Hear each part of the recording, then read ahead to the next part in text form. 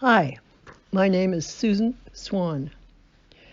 The blank page is the lover who doesn't see us, our nemesis, our downfall. At first. And then, well, and then, and then, and then, a story happens, which is the case with these postings by young writers in my workshop, while I was the Jack McClellan Writer-in-Resident at the University of Toronto's English Department.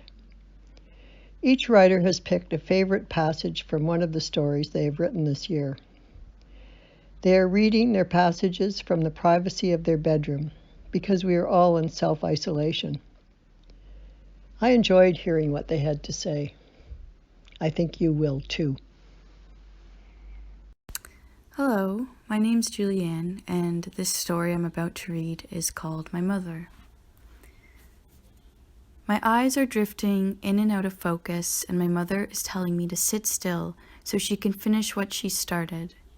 I'm standing before the mirror in her bathroom. She's brushing my hair, and she's not a gentle woman. This is a daily ritual. I climb onto the stool and sit before the mirror to have her rip the hair from my scalp. I want to say, "You are the devil," but instead I ask her why she has to make it hurt. At this particular moment, she's very pregnant. Her belly is round and hard as a melon. I can feel it pressing against me through the soft cotton of her shirt, and my sister is already kicking me beyond the plane of existence. When my sister is born, I try to make myself disappear. I'm 6 years old, and I already know the difference between me being born and her being born. She is a child of love, and I am a child of spite. We are like night and day. As soon as I recognize this difference, I start to become what I am, and I begin to recognize what I was for all of what it is worth. What I am is a woman who reflects the sound of her mother's heartbreak, and what I was is what I am.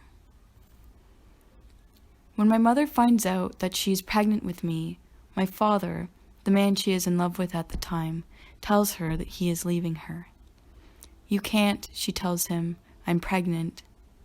He has enough integrity to stay until I am born, but not long after that he leaves, and we never see him again. She claims that she is not fazed by this, that she never was, but I don't believe her. Her brush strokes are too aggressive to convince me otherwise. Each one is a taut reminder of the spite and the rage and the abandonment that led to me. Yet the brush continues to drag through the dark mass of hair on my head. My mother is still my mother. Until now, I am unable to explain how we are irrevocably bound to one another, though we look nothing alike. This is not only because I am embedded in her and she in me, but because I am a paradox of spite born from her love.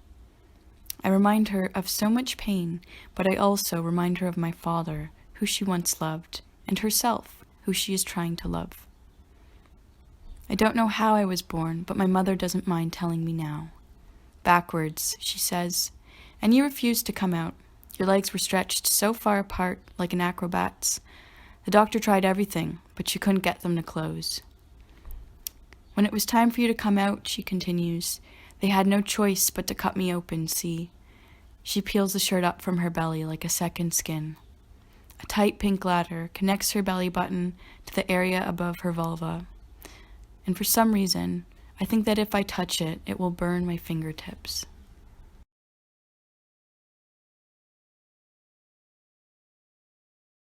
That afternoon, Francis, Han, and Andre walked through the meadows that lay an hour north of Hangzhou. The flowers smelt of autumn. A breeze dragged Andre's hair across his head. Francis picked up an orchid by the root and crinkled it in his hands. Intoxicated by the smell of flowers, Andre bent down and tried to brush his cheeks against the damp earth. Andre told Francis and Han that this was the happiest he had been since he was admitted to the hospital. The next day, he died. 2 days later, an English lawyer came carrying an overloaded suitcase. Francis had just taken a shower when the lawyer knocked. He opened the suitcase and handed Francis a box. In this box is everything Andre Bhasin had given you in his will. Please sign here. Frances signed the piece of paper on the clipboard in the lawyer's hand. Good day, then, said the lawyer. Frances watched the lawyer struggle to close the suitcase until he eventually gave up and handed it half open to Frances. As the lawyer walked down the porch stairs back to his taxi, Frances realized the man used to be the semi-famous trapeze artist on television. When Frances looked inside the box, he found a red ball wrapped around several magazines. The red ball was covered in strange symbols. Frances put it beneath his bed. As he did, the apartment began to shake and pieces of dust fell onto Frances's wet hair. 2 days later, 2 burly male nurses came knocking at Frances's door. They were dressed in all white. The hairier one had a large fanny pack hanging from his waist. Frances opened the door in his white bathrobe. Ni be bula, said the nurses. Sorry, I didn't get that. My translator is out of town. Suddenly, a small man popped out of one of the male nurses' fanny packs and started to speak in English. He was half Frances's size and had well-kept eyebrows and oversized hands. We received a call that someone in this home is in critical medical condition, said the small man. His hands were twice the size of Frances's hands, and Frances couldn't stop looking at them. Frances bent his knees to face the small man. A bit of dust got on the man's face. Frances thought the man must have taken such nice care of his eyebrows in order to distract people from his hands. That must have been a prank call. I'm the only one who lives here, and I'm in perfect condition, said Frances. One of the nurses said something in Chinese. After a minute, the small man said, We are certain it was an authentic report. Then you must have gotten the wrong house, because I'm fine as can be, said Frances. We are sure that we have the correct address. Well, then it seems like we're at a standstill. Suddenly, the small man with the oversized hands began to rub his eyebrows until one of the nurses turned into a red ball that landed in Frances's hands.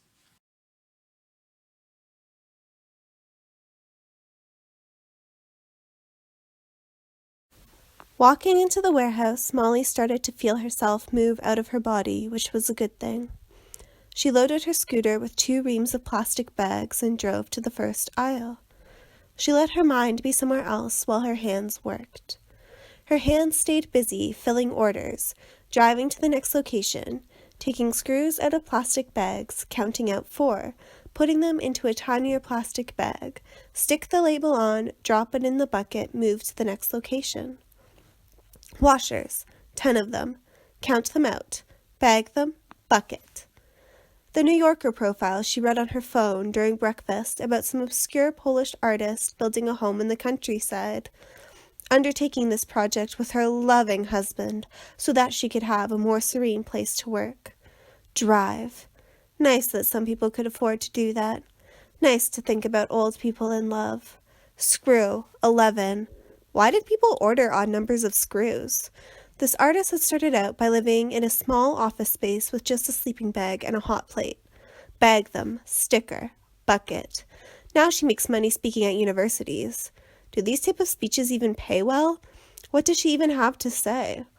Drive. When enough people buy your book, you can afford to be aloof. Gasket, 2, tiny bag, sticker. She needed an isolated place away from the city to live out her years and create.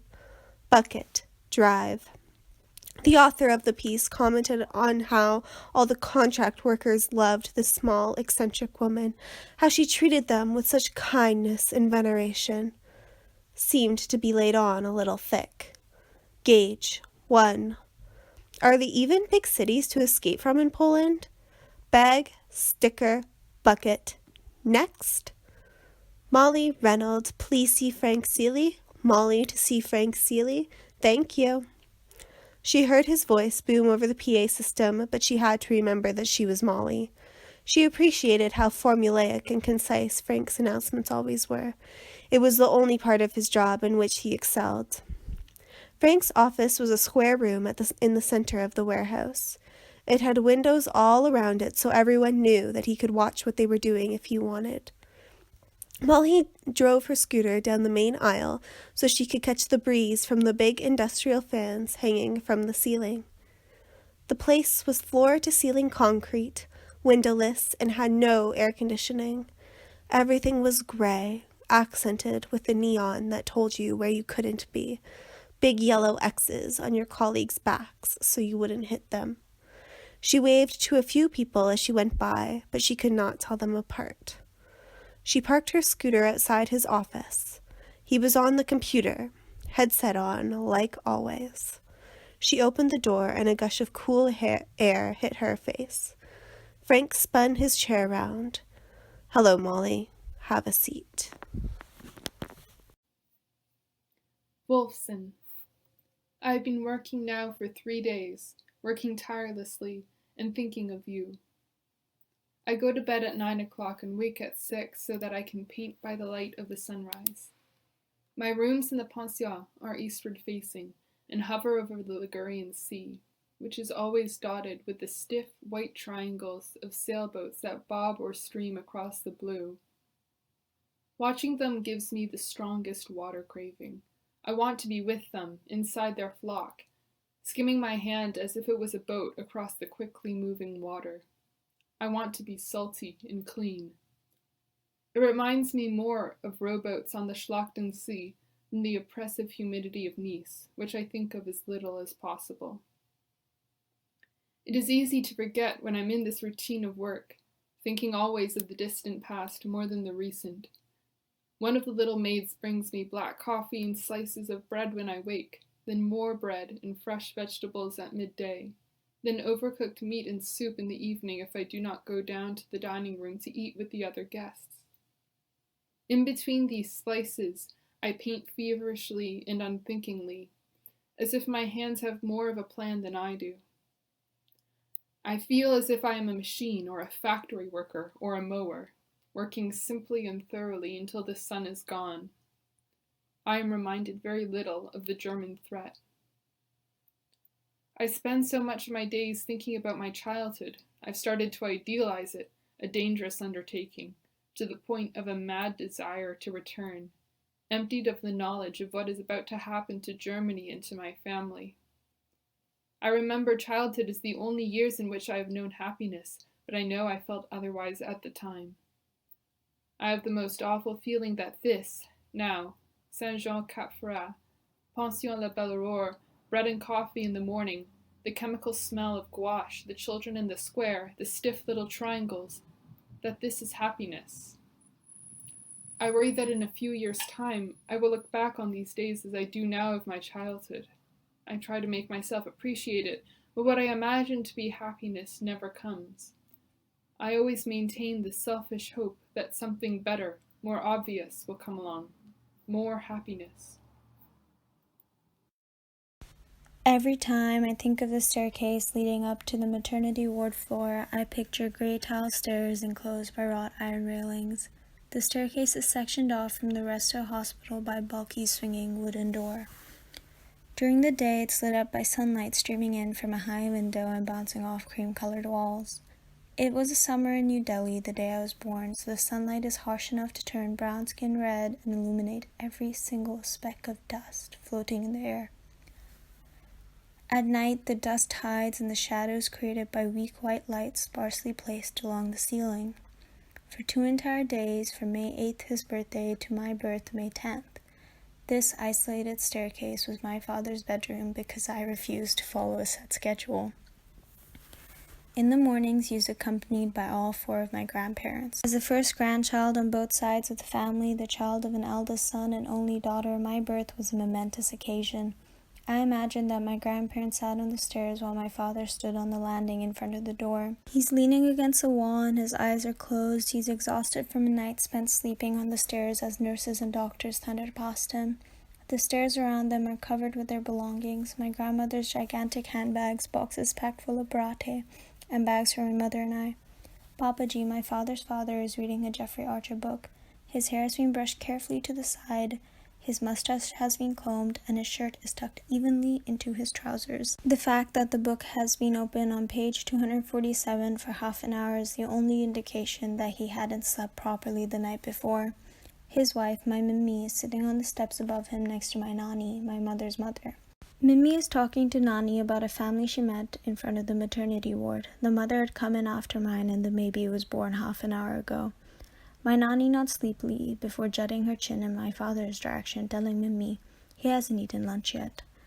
Mimi turns to a spacious bag next to her and takes out a stuffed aloo paratha wrapped in foil. She taps Papaji on the shoulder and silently passes the package into his hand. He furrows his eyebrows at her and she points to my father. Papaji holds out the package towards my father, who opens his eyes when he feels the foil scratching his knee. Sonu, Mimi orders, you have to eat something. Wordlessly, my father rubs his eyes, then reaches down and takes the package from Papaji. Mimi watches as he unwraps a paratha and leans back on the step behind her once she sees him taking a bite. She then declares, "It'll be a boy, you know." "What do you see when you take a photo?" I ask. He lowers the camera from his face and gives me a quizzical look. I sighed. "Okay, you know how you have those moments when suddenly you kind of just stop and take a picture? I want to know what you're seeing when you take that picture." "Why so interested?" he inquired, stepping towards me. "I thought you said that taking photos was just for social media." "I don't know," I said, shrugging my shoulders. "Just curious." He took my hand and guided me to the shadier part of the beach. "Photography is more than just about taking pictures of people and things," he said. "It's about seeing something others may not, something that maybe only you notice, but others might see differently." He opened his camera and scrolled through the photos to the one he just took. "What do you see in this picture?" I looked at the screen. The photo consisted of the beach, with a view of the tiny, deserted island placed directly in the center. "Just a typical beach." He gave a little chuckle. "That's what a lot of people would say. I see this island cut off from the rest of the land, the same way an individual feels cut off from society, just because they feel or think differently from everyone else." I smirked. I always said he was the overdramatic one in our relationship. "You got all of that from a patch of dirt in the middle of water." "Hey, that's just what I see." He handed me the camera. "Here, you try." "Yeah, I know how to take a photo, but thanks." He shook his head. "Haha, funny. I mean, find something here only you can see and take a photo." I almost hesitated before taking the camera. I scanned the beach, trying to find something, but couldn't. "This is pointless. I don't see anything." He lifted my hands, bringing the camera close to my face. "Try now." I looked at the scenery through the lens, and that's when my eyes caught something. A little further down the beach was a set of rocks, which the waves would crash against every minute. I had not noticed them before until I zoomed in closer. I kept my eyes on the wave patterns and watched as the water smacked against the rocks, sending an explosion of drops into the air. I thought of my friends and I, when we were kids, running around in the summer throwing water balloons at each other. I remember when I was 12, how I had broken my arm during a game of basketball. I got an intense feeling like an electric circus lighting up my body when I thought about these memories. It's been a long time since I felt like that. The sound of pen scratching on paper woke me up.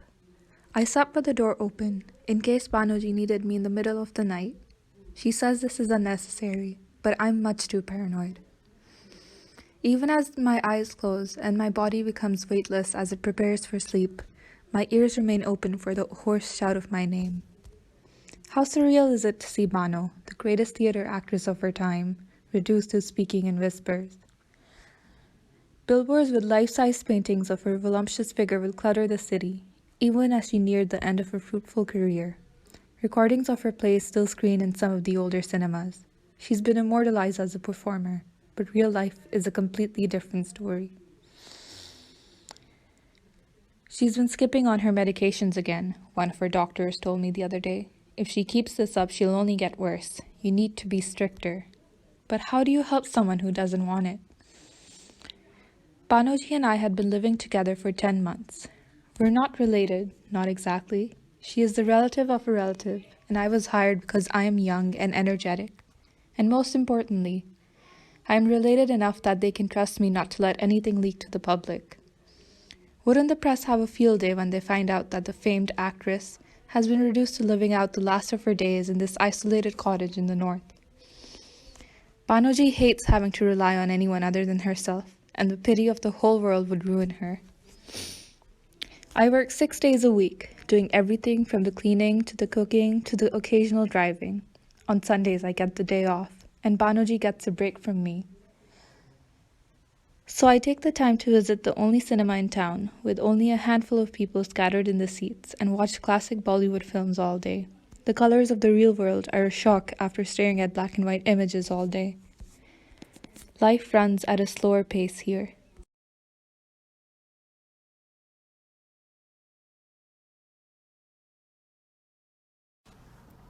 He insisted on painting the apartment. "You'll love it," he said. She looked down at the open paint cans on the parquet hardwood floors as he pulled a clear plastic tarp over the furniture shoved together in the middle of the room. A navy blue sectional, a round glass table with brass borders, landscape prints and frames leaned against a veneer wood television cabinet, a stack of albums on the ground beside it. "It looks pink," she said. "It's not. That's how it looks, but really it isn't." The day he disappeared, she sat on the couch in the living room, staring at the blush pink walls. She hated them, and he was gone, and she was 5 months pregnant. It was a cool, overcast spring day. She had gone to work that morning, and when she came home, he wasn't there. He had taken his gym bag with enough clothing that she knew he had meant to go. But he left behind a closet full of shirts and pants, jewelry, some trophies he'd won running marathons. She called his parole officer and his social worker, but they couldn't tell her anything. "I'm sorry," the parole officer said. "I wish I could say more." He sounded unsettled. She sat on her bed cross-legged and called her parents from the rotary phone on her bedside table. Her father was yelling, and she sat listening to it, dulled and biting her lip. Her mother called her back later that night and said, "There's something your father wants to say to you." And he got on the line and said, "You should come live with us and we'll help you through this." She left the pink apartment and she said, "I'm not going to feel sorry for myself. I'm not going to feel sorry for myself. I'm not going to feel sorry for myself." She repeated this over and over, and after a while she didn't have to say it anymore. The parole officer told her he had gotten charged, an attempted murder, but he wasn't the trigger man and he had gotten off. And that was the last she heard until I was 7. He called her at 3 a.m., drugged out on something, and she had no idea what he was saying. And finally she said, "I can't even understand you right now." It seemed like he had disappeared, but he had gone to Parkdale. This was before Parkdale was gentrified. There were no quaint cafes and remodeled homes and young mothers with baby strollers laughing as they strolled down the sidewalk of Roncesvalles avenues. In the early 90s, it was different, and he hung out in a basement where it was fine to be shooting up heroin.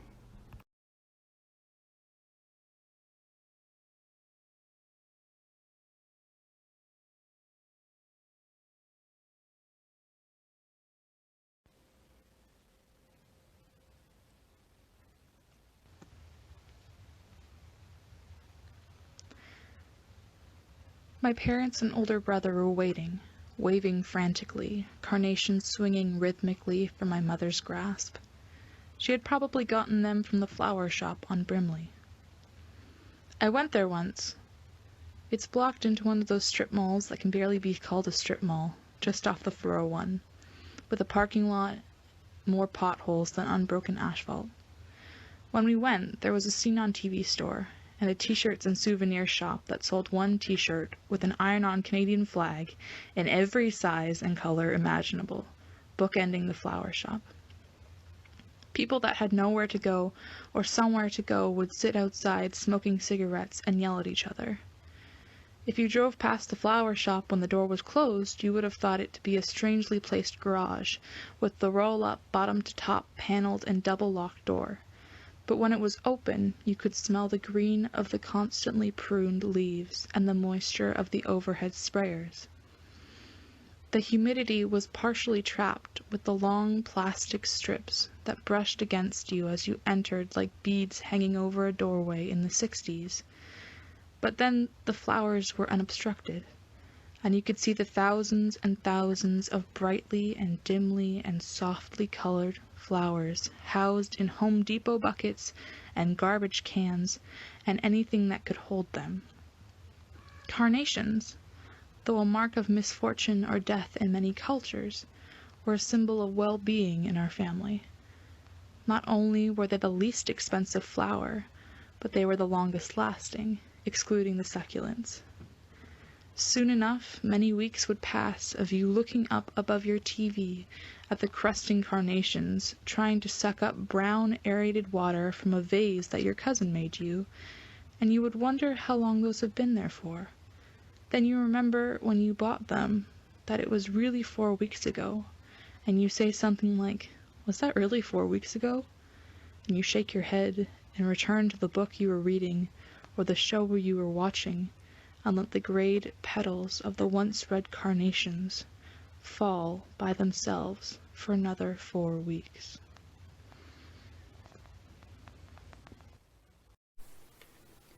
Now they made dinner together, as they always did.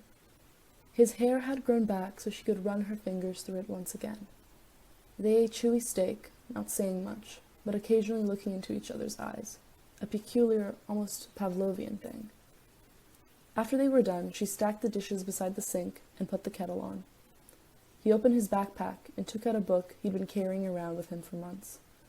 His hand seemed too large and rough for the book, grotesque even, but perfectly large and rough for squeezing her breasts. The water was boiled. She poured it, looking softly at the mug, wondering whether it had been properly glazed around every curve and crack. Maybe there was still some exposed paint that could poison her. She told him that she was going to the washroom, and he grunted, apparently absorbed by the book. She went back to her room, sat on her tightly made bed, and pulled out her moleskin journal. There was an itch.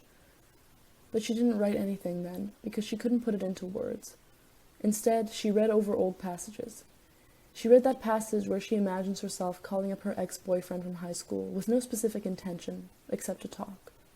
To talk for hours and hours, to remember other stories, to exclude everything that was now, maybe out of spite, maybe out of the blue. A shudder passed through her. She couldn't tell whether it was her recoiling from herself, or something entirely different. She went back to the kitchen, her mug in hand. The tea was cold. He was there, washing the dishes, while the book lay abandoned on the table, on the exact page that had previously been read, forgotten, and then subsequently reread. She clenched the mug and watched him. Rinse, soap, scrub with sponge, rinse, inspect, place on rack, repeat. Maybe after he was done, they would have sex and fall asleep into their own familiarity. She thought of herself as a person capable of shattering things. But it was a brief thought. Just like watching the last subway car disappear into the tunnel and hearing the rattling of the ride you just missed.